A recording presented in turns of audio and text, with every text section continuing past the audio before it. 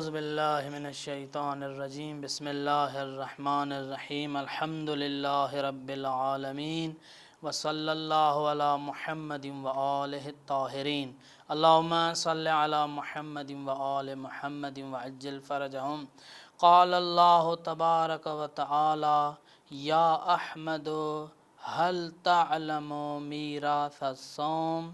اللہم صلی علی محمد وآل محمد۔ سلسلے دروس ماہ رمضان کے اعتبار سے ایک سلسلہ اس عنوان سے کہ روزے دار کی فضیلت حدیث معراجیہ کی روشنی میں، اس عنوان سے انشاءاللہ آپ خدمت میں تھوڑے مطالب عرض کیے جائیں گے اس مقدمے کے ساتھ کہ خداوند متعال نے انسان کو خلق فرمایا تاکہ انسان کو مقام علیٰ تک لے جائے، اور اس مقام تک پہنچانے کے لیے خداوند متعال نے کافی مواقع انسان کے لیے فراہم کیے۔ ان مواقع میں سے ایک موقع ماہ رمضان اور روزہ ہے، تو خداوند متعال نے یہ روزہ اور ماہ رمضان کو واجب قرار دیا تاکہ انسان کو مقام کمال تک پہنچائے، اس شرط کے ساتھ کہ روزے کو فقط مادی نگاہ سے نہ دیکھا جائے بلکہ روزے کو ایک معنوی اور شہودی نگاہ سے دیکھا جائے، تو یہ روزہ انسان کو کہیں سے کہیں اور مقام علیٰ تک پہنچا سکتا ہے۔ تو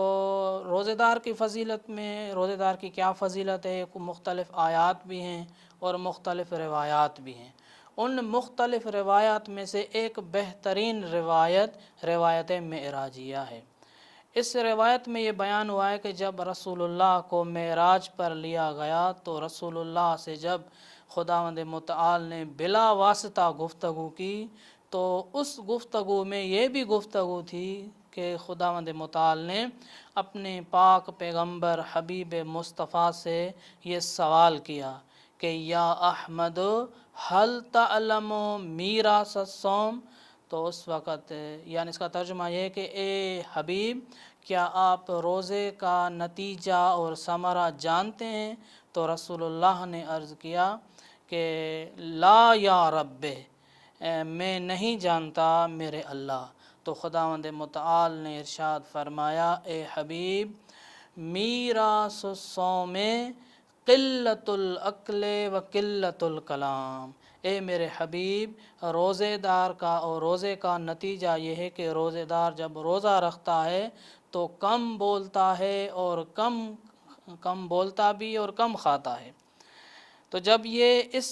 کم بولتا ہے اور کم کھاتا ہے تو نتیجے میں روزے دار مقام سمت تک پہنچ جاتا ہے۔ مقام سمت یعنی سواد زواد والی جو سواد ہے،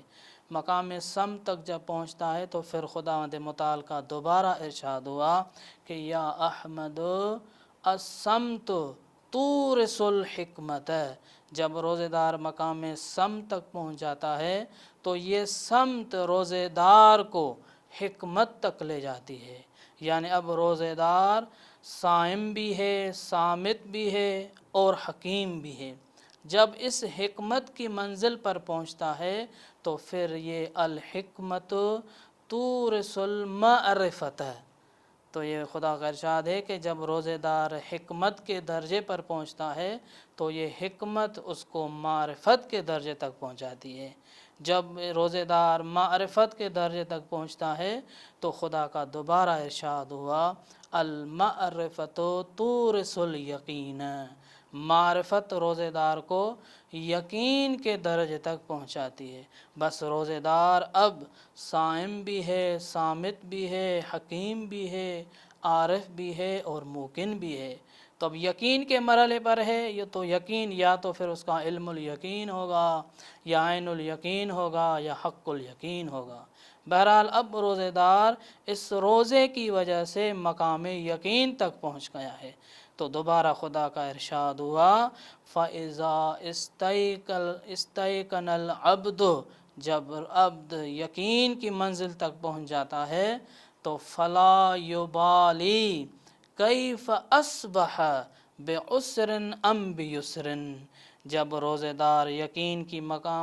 کی منزل پر پہنچ جاتا ہے تو پھر اس پر کوئی فرق نہیں پڑتا کہ یہ خوشی ہے یا یہ غمی ہے، یعنی دنیا کے عوارض اس پر اثر گزار نہیں ہوتے۔ دوسرے الفاظ میں اب روزے دار ان مشکلات پر سوار ہو جاتا ہے خود، اس کو یہ پتہ نہیں چلتا یہ خوشی ہے یا غمی، کوئی اثر نہیں پڑتا، کیونکہ یہ یقین کی منزل پر فائز ہے۔ جب روزے دار یقین کی منزل پر فائز ہو جاتا ہے تو پھر خداوند متعال کا ارشاد ہوا فہذا مقام الراضیین، اے میرے حبیب یہ مقام راضیین میں سے ہے، یعنی روزے دار جب یقین سے مقام رضا تک پہنچ جاتا ہے تو راضیین میں سے شمار ہوتا ہے، یعنی خدا کی ہر مصیبت دی ہوئی مصیبت یا ہر دی ہوئی خوشی پر یہ راضی رہتا ہے، خدا کی رضا کو اپنی رضا سمجھتا ہے۔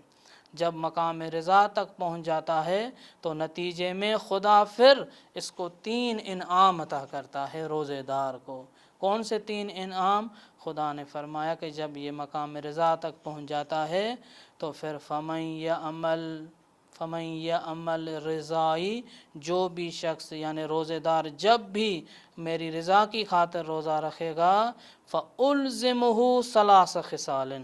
تو میں اس کو 3 انعام اور 3 خصوصیتیں عطا کروں گا۔ پالنے والے وہ کون سی 3 خصوصیتیں ہیں؟ فرمایا کہ اعرفہ ذکراً و شکراً و محبتاً، میں اس روزے دار کو شکر کی نعمت، ذکر کی نعمت اور محبت کی نعمت سے مالا مال کرتا ہوں، یعنی اب روزے دار شاکر بھی ہے، ذاکر بھی ہے اور محب بھی ہے۔ جب روزے دار اس خدا کی محبت کو چکھ لیتا ہے اور محبت کا احساس کرتا ہے تو خدا نے ارشاد فرمایا فَإِذَا أَحَبَّنِي أَحْبَبْتُهُ، جب روزے دار مجھ خدا سے محبت کرتا ہے تو میں بھی اس سے محبت کرتا ہوں۔ روایت میں یہاں تک نہیں ہے بلکہ آگے بھی ہے، خدا نے ارشاد فرمایا حببتہ الی خلقی، میں اس روزے دار کی محبت کو